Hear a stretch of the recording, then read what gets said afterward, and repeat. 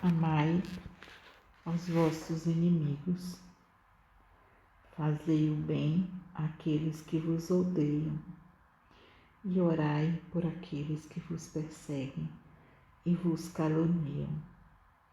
Pois se amais apenas aqueles que vos amam, que recompensa tereis?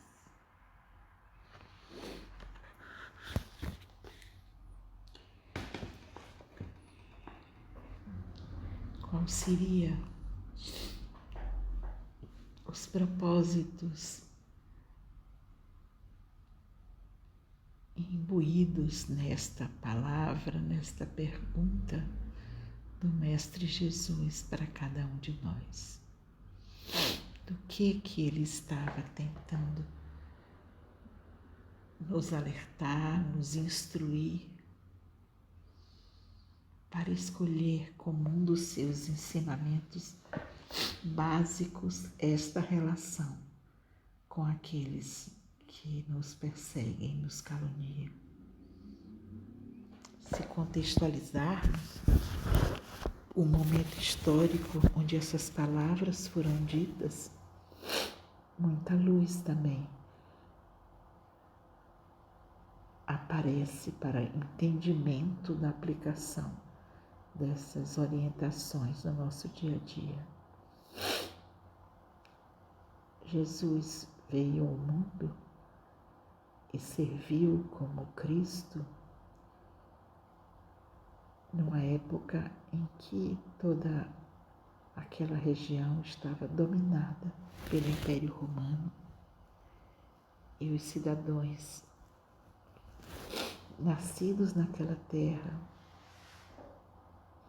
passavam por uma experiência de muita opressão, muita violência, muita tributação. Então a vida estava muito difícil para todos. Ou seja, os inimigos estavam soltos nas ruas, ditando as leis. Poderíamos nos perguntar quais são os momentos da nossa vida que se assemelham com esses, mesmo no plano interno. Quando é que nós precisamos amar o inimigo? Quando ele bate na nossa porta. Quando ele passa a conviver conosco por alguma circunstância kármica. Cada um de nós certamente já viveu ou ainda viverá alguma experiência de se encontrar face a face com alguém que se porta como nosso inimigo. Porque, de fato, se pensarmos de uma forma bem ampliada, todos um dia nos sentiremos como irmãos. Mas ainda nesta etapa da evolução, alguns são amigos, outros são irmãos de caminho, outros fazem parte da nossa família espiritual e alguns fazem parte dos nossos desafetos, daqueles que não nos amam, não nos toleram, não desejam a nossa felicidade. E algum dia precisamos encontrar com essas pessoas para cultivar no coração delas flores nunca cultivadas, do respeito, do afeto, da troca fraterna, da convivência pacífica. É para isso que nos encontramos com os nossos pequenos e grandes inimigos. É ter uma renovação da nossa história com eles. Os nossos inimigos ou aqueles que se apresentam como nossos inimigos são pessoas que tiveram a experiência de encontrar com as nossas partes separadas da luz. Deixamos neles memórias no corpo animal deles deixamos memórias de dilaceração, de sofrimento, de humilhação, e que nem os animaizinhos na floresta, quando encontram alguém que os maltrataram, eles reagem, atacando ou fugindo. Assim se comportam os nossos inimigos, porque eles estão presos na dor, não têm conexão com o eu espiritual deles conscientemente e por isso vivem na gana de nos reencontrar e descontar todo o sofrimento vivido. Então, cada pessoa que atraímos nessa condição, é fundamental que a gente lembre, foi alguém em quem eu deixei uma marca de dor do mesmo tamanho.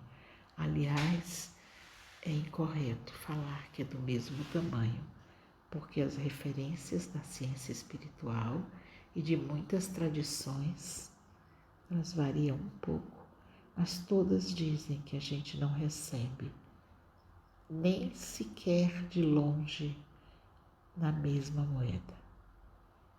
O mal que é permitido chegar até nós, daquele que nós plantamos na nossa inconsciência, tem quem diga que é 10 vezes menor do que aquele que nós forjamos.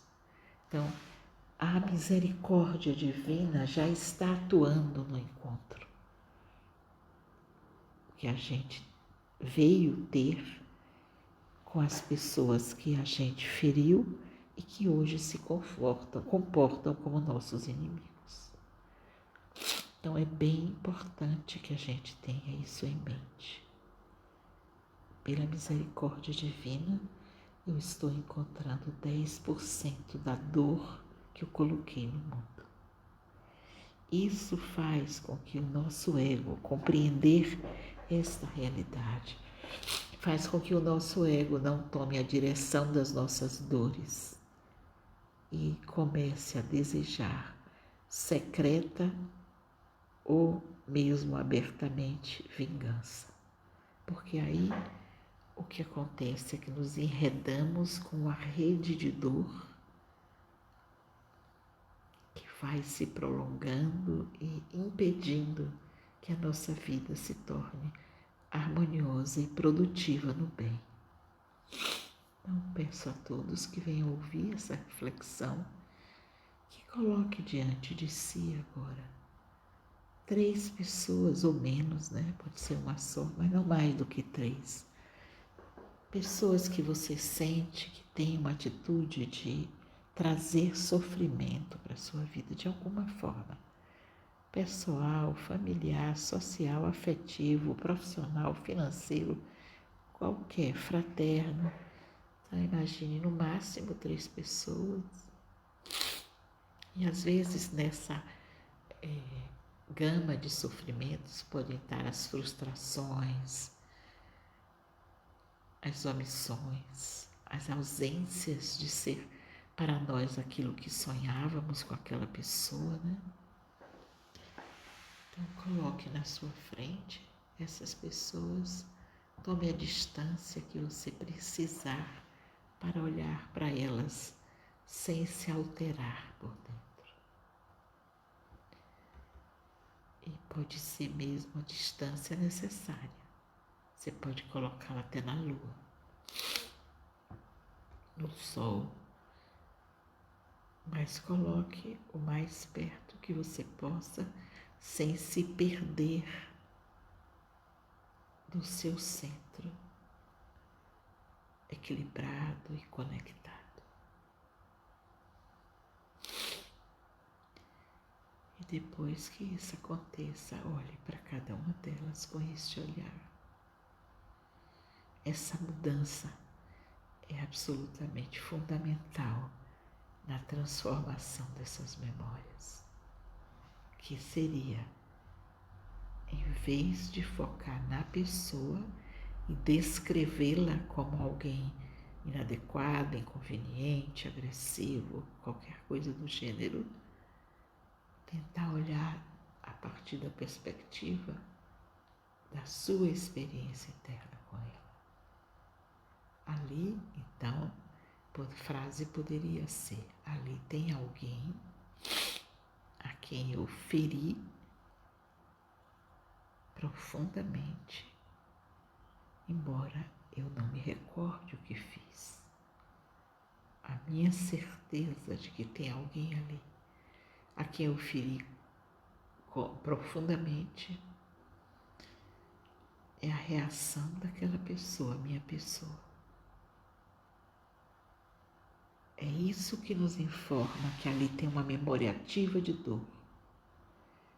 Então, com esta consciência, comece esse trabalho interno de olhar aquela pessoa, imaginar que ela é filha de Deus, tanto quanto você, que ela tem uma centelha divina, tão potente quanto a sua, porque nisso somos todos iguais. O que difere é o nosso acesso à centelha divina. Tenta olhar para isso dessa forma e criar um triângulo. Você, esta pessoa e o Cristo. E fale com Ele.